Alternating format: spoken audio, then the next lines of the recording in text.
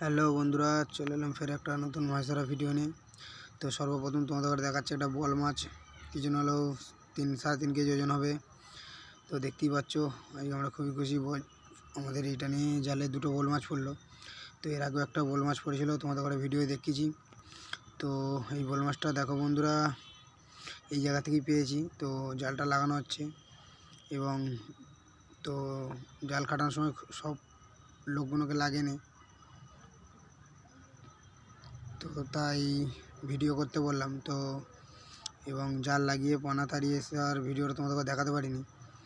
তো জাল লাগাচ্ছি তাড়িয়ে ভিডিও একটা তোমাদের ছোট করে দেখালাম, এবং মাছটা যখন জাল থেকে তুলবো তো সেই ভিডিওটা তোমাদের দেখাবো। তো বন্ধুরা দেখতে পাচ্ছ, তাড়িয়ে আসা হয়েছে, পানাও জাল থেকে ফেলা হয়ে গেছে।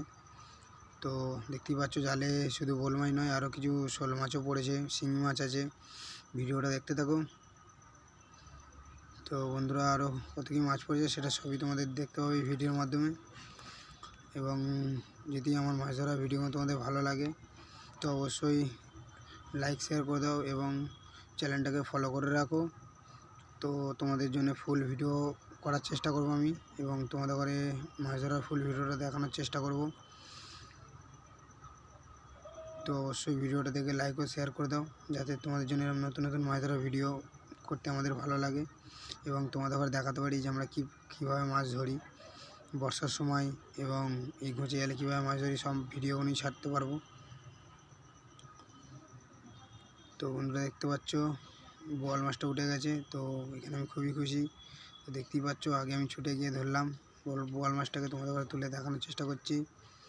এবং তো বোয়াল মাছটা আমি ধরছি, তো ধরে তোমাদের ঘরে দেখাচ্ছি। দেখো, তার সাথে শুধু বোয়াল মাছ নয়, তো দেখতেই পাচ্ছ একদম জ্যান্ত বোয়াল। তো তার সাথে শোল মাছ, আরও শোল মাছ আছে, এখনও জালে তুলিনি। তো তোমাদের ঘরে আগে এখানে দেখাচ্ছি। তো শুধু এই একটা বোয়াল মাছ নয়, আর একটা বোয়াল মাছ পড়েছে, সেটা একটু ছোট।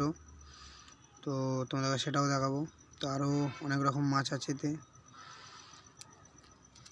তো বন্ধুরা, এরমভাবে মাছ ধরা তোমরা কে কোথায় দেখেছো অবশ্যই কমেন্টে জানাবে। তো এই দেখতেই পাচ্ছ, এই বোয়ালটা একটু ছোটো। তো এখন মাছটা ক্যারেটে রেখে দেওয়া যাক, তো আরও মাছ আছে সেগুলো তুলতে হবে। তো বন্ধুরা দেখতেই পাচ্ছ, প্রায় 3-4টে শোল মাছ তুলেছি। তো একটা দেখো মাগুর মাছ হাতে করে তোলা হচ্ছে। তো আমরা মাগুর শিঙি মাছ একটা আলাদা কৌটে রাখি, কেন ক্যারেটে রাখলে মাছগুলো চাপাচাপিতে মরে যায়। তো বন্ধুরা দেখতেই পাচ্ছ বোয়াল মাছটা এবং শোল মাছগুলো।